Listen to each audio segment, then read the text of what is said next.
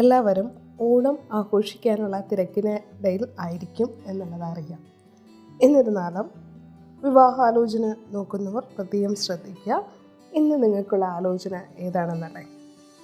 28 വയസ്സ് പ്രായമുള്ള ഹിന്ദു ഈഴവ കാസ്റ്റിലുള്ള പെൺകുട്ടിയാണ്.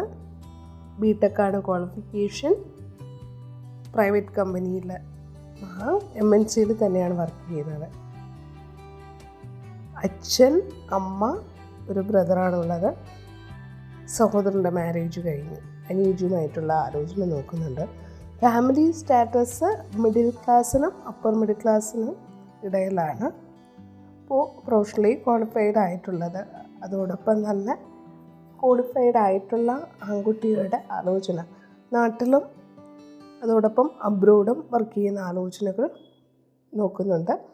പിന്നെ ഫെയറാണ്, ഗുഡ് ലുക്കിംഗ് ആണ്, ആള് സ്ലിമ്മാണ്.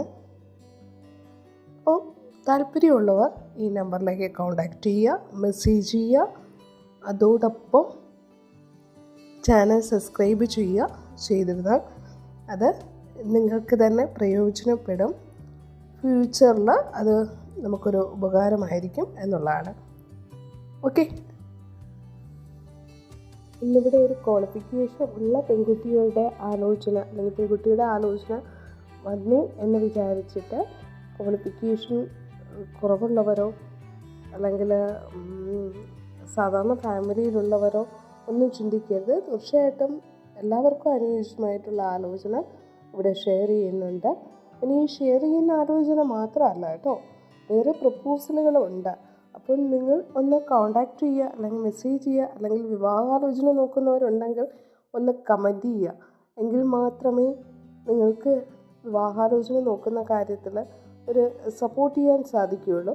പിന്നെ വന്ന ഉടനെ തന്നെ ഒരു സപ്പോർട്ട് എന്നല്ല, വിവാഹത്തിൻ്റെ കാര്യമല്ലേ. അപ്പോൾ വർഷങ്ങളായിട്ട് നോക്കുന്നവർ ഉണ്ടായിരിക്കും, കുറച്ച് മാസങ്ങളായിട്ട് നോക്കുന്നുണ്ടായിരിക്കും. എന്നിരുന്നാലും ആ നോക്കുമ്പോൾ ഉള്ള തടസ്സങ്ങൾ അല്ലെങ്കിൽ കിട്ടാതെ വരുമ്പോൾ ഉള്ള ബുദ്ധിമുട്ടുകൾ എന്താണെന്നറിയാം. അപ്പോൾ അതിന് നമുക്കൊരാളുടെ സപ്പോർട്ട് കിട്ടുമ്പോഴും അതിന് അതിൻ്റേതായിട്ടുള്ള ഒരു സമയമെടുക്കും എന്നുള്ള യാഥാർത്ഥ്യം മനസ്സിലാക്കി മുന്നോട്ട് പോവുക.